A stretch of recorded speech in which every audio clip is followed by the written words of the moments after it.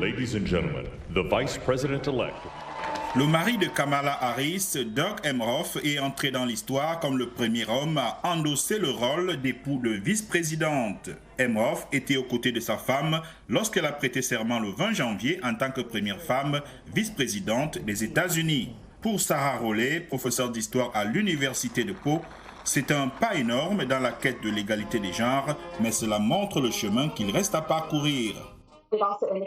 Cela indique également à quel point il nous faut aller plus loin pour atteindre l'équité des genres, étant donné que c'est la première fois que nous nous trouvons dans cette situation. 232 ans après la première élection présidentielle, 100 ans après le 19e amendement et 36 ans après qu'une femme a figuré pour la première fois comme colistière dans la liste présentée par un grand parti. Emhoff n'est en effet que le quatrième homme à être l'époux d'une candidate d'un grand parti pour la présidence ou la vice-présidente.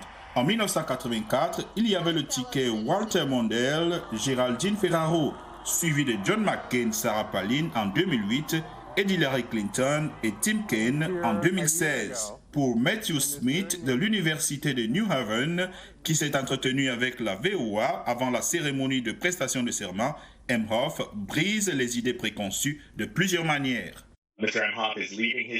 Monsieur Emhoff quitte son travail. Monsieur Emhoff n'est pas chrétien, il est juif. C'est une première et bien sûr, vous avez un mariage qui s'est produit plus tard dans la vie, qui se produit après un divorce et qui regroupe des enfants d'une famille mixte, à la fois sur le plan racial et religieux. Ensemble, dans cette nouvelle famille, vous avez une vice-présidente qui devient Mamala. Momala, explique Kamala Harris, est le surnom que lui ont donné ses beaux enfants, mélangeant maman et Kamala.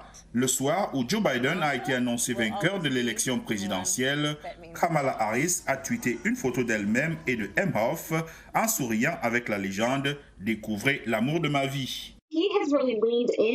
Emhoff a parfaitement joué son rôle familial. Sa présence publique pendant la campagne a vraiment mis en évidence son amour pour Kamala Harris. Il s'est beaucoup focalisé sur leur histoire d'amour et sur son rôle de père et de mari. Harris et Emhoff se sont rencontrés en 2013 et se sont mariés un an plus tard. C'était le premier mariage de Harris et le deuxième d'Emhoff, qui a des enfants de 20 et 21 ans. Pour le moment, on en sait très peu sur les projets de l'homme de 56 ans en tant que second gentleman. Il a démissionné de son poste d'avocat associé au cabinet D.L.A. Piper. Ce mois, il va rejoindre la faculté de droit de l'université de Georgetown à Washington en tant qu'enseignant.